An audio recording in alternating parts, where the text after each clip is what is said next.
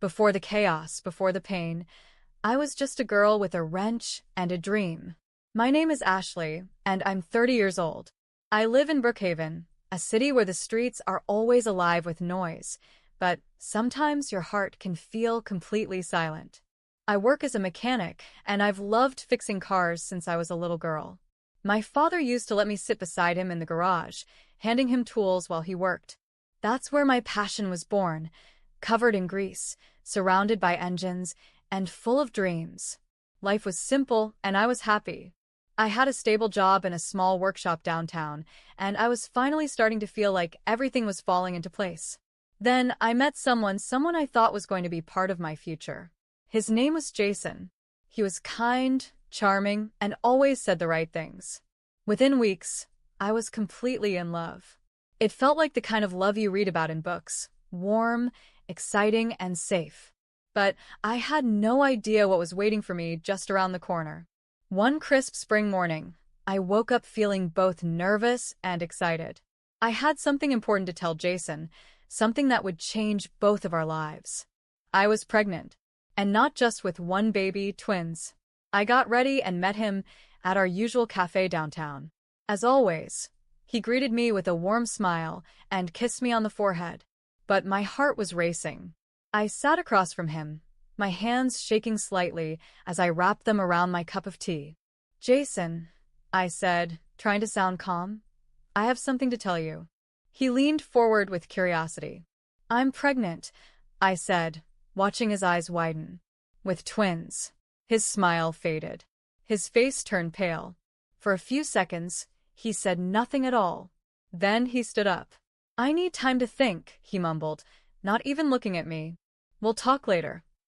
Before I could respond, he turned and walked out of the cafe. I sat there, completely stunned. That night, I tried calling him again and again. No answer. I couldn't sleep. I just lay there staring at the ceiling, wondering why he'd reacted that way. What was going on? The next morning, I made a decision. I went to his house. I had to know the truth. But when the door opened, it wasn't Jason who stood there. It was a woman. She looked at me, confused. "Can I help you?" she asked. "I'm looking for Jason," I said softly. "I'm his girlfriend." Her expression turned cold. "I'm his fiancée," she replied, showing me a sparkling engagement ring. My world stopped. I don't even remember how I got home that day. Everything felt like a blur. The shock of learning that Jason had been lying to me all along, that he had a fiancée, was too much to process. I cried all night. I wasn't just heartbroken. I was terrified. I was pregnant with twins, and the man I loved had vanished from my life without a trace. I kept thinking, how am I going to raise 2 children alone? But then, something beautiful happened. My best friend, Mia, showed up the next morning without even being asked. She wrapped her arms around me and held me tight. "You are not alone," she said. "We're going to get through this together." Her words were exactly what I needed. Over the next few weeks, Mia became my lifeline. She cooked for me, stayed the night when I felt too low to be alone, and even helped me look for a better job. She knew the owner of a workshop across town and managed to get me an interview. At first, I didn't feel ready to face the world again. But then I looked in the mirror and touched my growing belly. I have to do this for them. The morning of the interview, I woke up early, pulled my hair back neatly, and wore the cleanest work shirt I had. My nerves were eating me alive, but I kept reminding myself I wasn't just doing this for me. I was doing it for my babies. The workshop was located in a busier part of Brookhaven. It was bigger than the one I used to work at and felt more professional. When I walked in, I was greeted by a woman named Nora, the owner. She looked confident and no-nonsense, the kind of woman who had probably built this place with her own 2 hands. We sat in her office as she asked me about my experience. I told her the truth about my years working as a mechanic, about my skills, and yes, even about being pregnant. I thought she might turn me away, but instead, she nodded slowly. "You start tomorrow," she said. I blinked in disbelief. "Really?" She smiled slightly. "Let's see what you've got." Mia, who had waited outside for me, squealed when I told her. "You got the job." I knew it, but deep down, I knew the real challenge was just beginning. On my first day at the new workshop, I arrived early. My stomach fluttered with nerves, but I stood tall and walked in with confidence, or, at least, the best version of it I could manage. I introduced myself to the team. Most of them were polite, but curious. I could see the doubt in their eyes, especially when they noticed I was pregnant. They probably thought I wouldn't last long. I didn't let it bother me. I rolled up my sleeves and got to work, changing brake pads, diagnosing engine problems, checking suspensions. It felt good to get my hands greasy again. With each job I completed, I noticed the glances from my coworkers slowly changing, from curiosity to quiet respect. Nora, my boss, was strict but fair. She didn't go easy on me just because I was pregnant. She expected quality, and I gave it my all. And honestly, I liked that about her. She reminded me that I was still strong. I was still capable. Even on the hardest days when my feet ached and my back throbbed, I kept going. Every bolt I tightened and every engine I fixed made me feel like I was rebuilding my life one piece at a time. I was more than just a mechanic now. I was a soon-to-be mom, a fighter, a woman on her own path. One evening, after a long shift at the workshop, I was driving home through a quieter part of Brookhaven. The sky was already dark, and the road ahead was nearly empty. That's when I saw him. A man was lying on the side of the road, his clothes torn, his body bruised, and blood trickling from his forehead. I slammed on the brakes and pulled over, heart racing. I jumped out and rushed to him. "Hey, can you hear me?" I asked, kneeling beside him. He barely opened his eyes. His lips moved, but I couldn't understand what he was saying. I knew I couldn't leave him there. With effort, I managed to help him into the passenger seat of my car. I didn't even think twice. I just drove straight to Brookhaven General Hospital. When we arrived, I ran inside yelling for help. Nurses came rushing out with a stretcher and wheeled him inside. I waited in the hospital lobby, shaken and breathless, my hands still trembling. I had no idea who he was, but something about the way he had looked at me, helpless, desperate, made it impossible to walk away. A nurse came out about an hour later. "He's stable," she said. "We've got him under observation." I breathed out in relief, but I didn't realize that helping this stranger would open the door to something much bigger than I ever expected. The next morning, I was late for work because of everything that happened at the hospital. When I walked into the workshop, Nora was waiting for me with crossed arms and a stern look.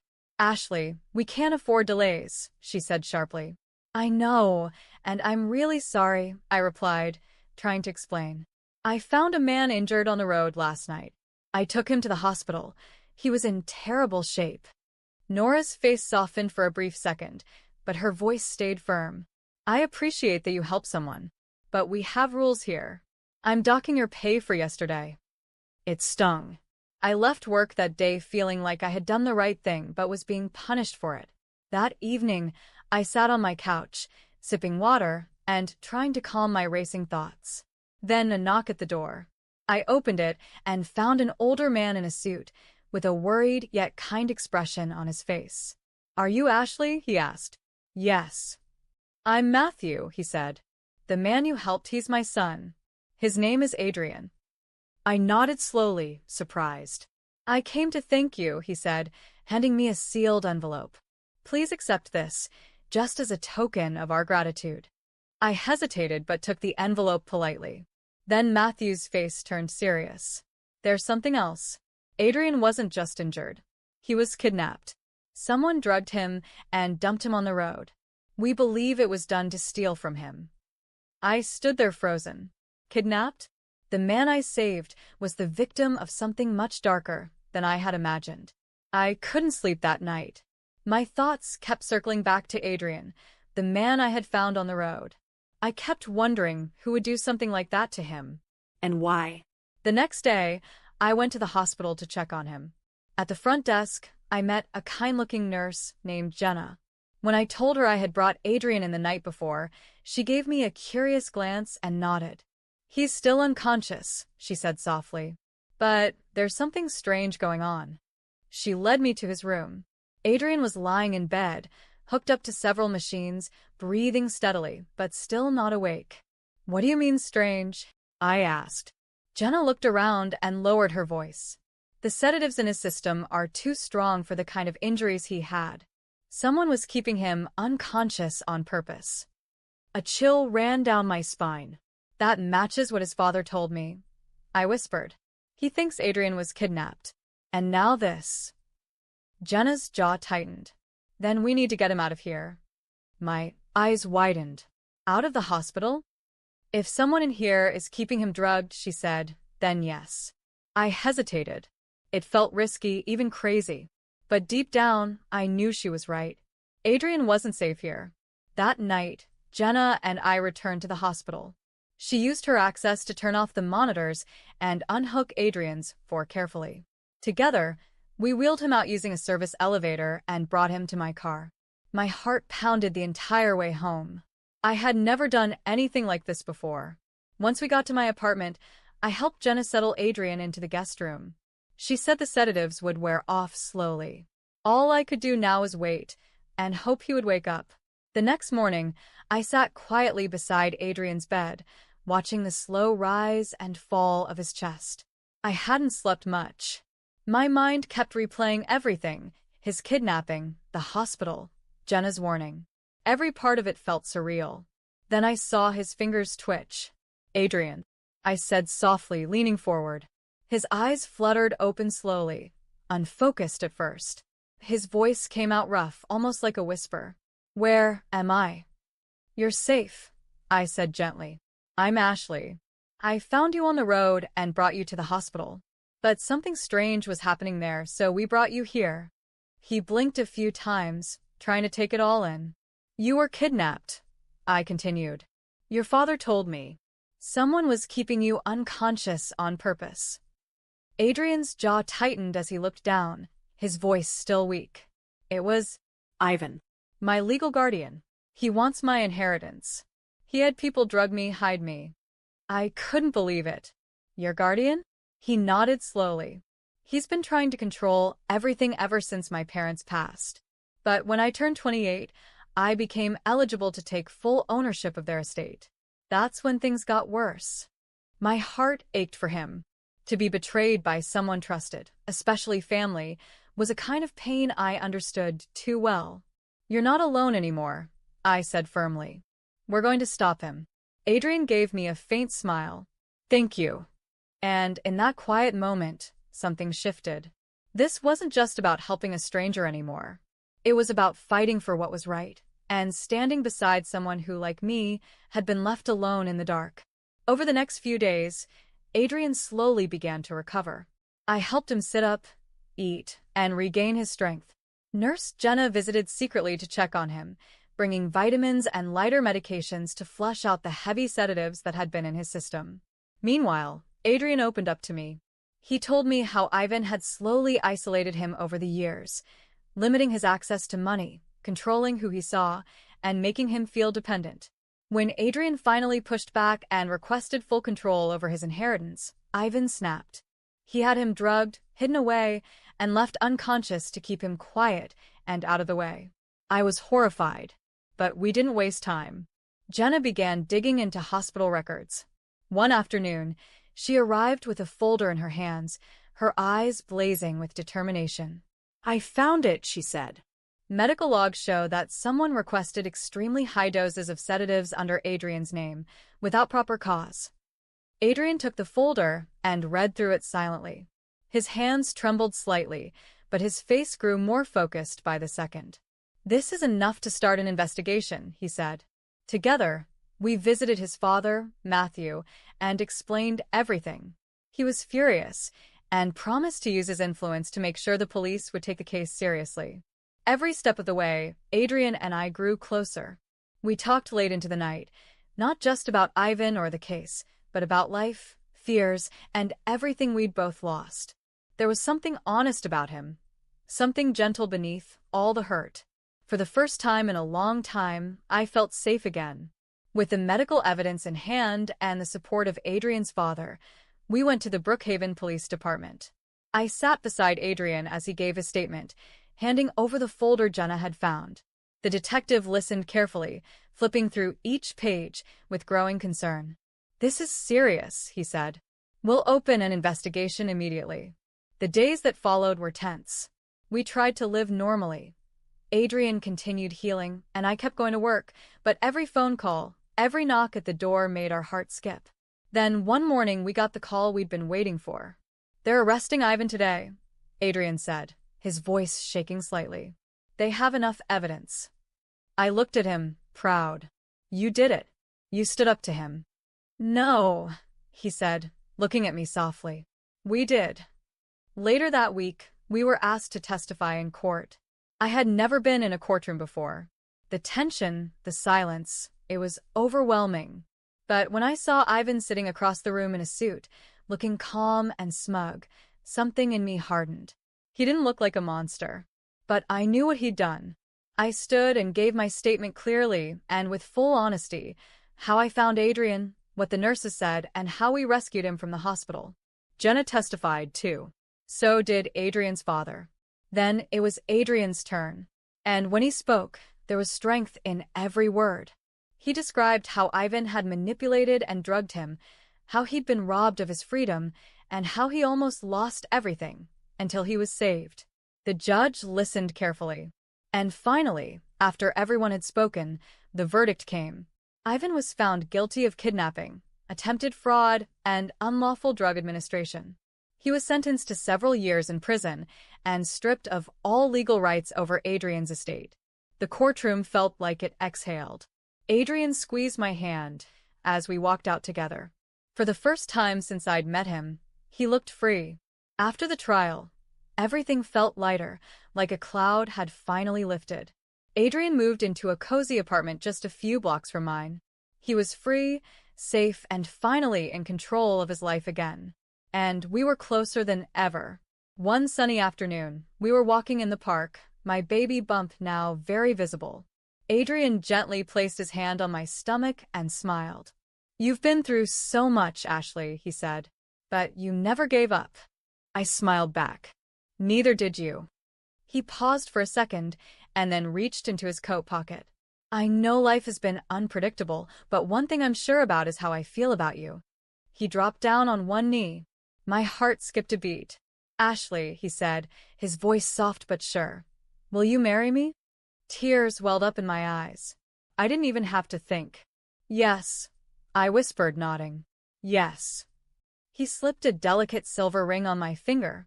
We hugged tightly, surrounded by trees, sunlight, and something I hadn't felt in a long time, peace. Over the next few weeks, we began planning for both the wedding and the twins. Adrian threw himself into preparing the nursery, reading baby books, and going with me to every checkup. He was already acting like a father, loving, present, and proud. At the same time, I reconnected with Nora, and with Adrian's help, we decided to open a new kind of workshop, one just for women. A safe space where women could not only get their cars fixed, but also learn the basics themselves. A place that felt empowering. The idea took off. We launched the pilot branch right in Brookhaven, and soon, women from all over the city were signing up. It wasn't just a workshop, it was a movement. I had never felt stronger, never felt more myself. Winter had arrived, and so had the most beautiful day of my life, the day I gave birth to my twins. Adrian was right beside me in the delivery room, holding my hand and whispering, "You've got this," over and over. When I finally heard the cries of my two newborns, a boy and a girl, I felt my heart burst. We named them Luca and Mira. Those first few weeks at home were filled with sleepless nights, diaper changes, and bottles, but also laughter, love, and moments of quiet joy. Adrian took on fatherhood like he was born for it. He never once complained. He held them, fed them, and soothed them like a natural. I thought the past was behind me, until one afternoon at the workshop, I heard a familiar voice behind me. "Ashley." I froze. I hadn't heard that voice in almost a year. I turned slowly and saw him, Jason, the biological father of my children. He looked thinner, older, worn down. But still, that same confident tone lingered in his voice. "I heard about the twins," he said. "I want to be part of their lives." I stood up straight, calm and collected. Perfect timing, I said, walking to the counter and pulling out a sealed envelope. Jason frowned. What's this? I handed it to him. A lawsuit for parental abandonment and emotional distress. His mouth fell open. You left when I needed you the most, I continued. You don't get to walk back into our lives like nothing happened. Actions have consequences, Jason. Adrian stepped beside me, firm but calm. I'm their father now. I've been here since the beginning. Jason looked from me to Adrian to the employees who had stopped what they were doing, watching in silence. You can't be serious, Jason muttered, his voice breaking. Oh, I'm very serious, I said. You'll be hearing from our lawyer soon. Jason's face flushed with embarrassment. He turned and stormed out of the workshop, humiliated, defeated, and finally held accountable for everything he had done. For the first time since he left me pregnant and alone, I felt powerful. After Jason's dramatic exit, something shifted inside me. I no longer carried the weight of his betrayal. He was finally gone, not just physically, but from my heart, my mind, and my future. Adrian and I focused on what truly mattered. Our family. Luca and Mira were growing fast. Their giggles filled the house, and every tiny milestone felt like a victory. Their first smiles, the way they held our fingers, the way they looked at Adrian like he was their whole world, it made every struggle worth it. We officially got married in a small ceremony in the garden behind Adrian's father's house. Just close friends, Nora, Mia, and a handful of people who had stood by us through everything. I wore a simple white dress. Adrian cried when he saw me. I never thought I'd get a second chance at life, he whispered during our vows. You're not the only one, I said, smiling through tears. Our women's workshop in Brookhaven was thriving. We expanded to include weekend training classes, and soon we were mentoring younger girls who had never held a wrench before. Watching them grow in confidence reminded me why I started this journey in the first place. I had gone from being abandoned and alone to being loved, respected, and unbreakable. One night, after putting the twins to sleep, Adrian and I sat on the porch, wrapped in a blanket, listening to the quiet sounds of our peaceful neighborhood. He looked at me and said, You know, Ashley, you saved my life. I rested my head on his shoulder and whispered, You saved mine too. And it was true. From the ashes of betrayal and fear, we built a home full of love, truth, and second chances. No matter what came next, I knew this much. We had already survived the worst together. And now we were living the best. Thank you for watching this story. If it touched your heart or made you think, don't forget to like the video. Leave a comment and share your thoughts. I'd love to hear what you felt. And if you want to hear more powerful stories like this, make sure to subscribe to the channel. Your support means everything. See you in the next one.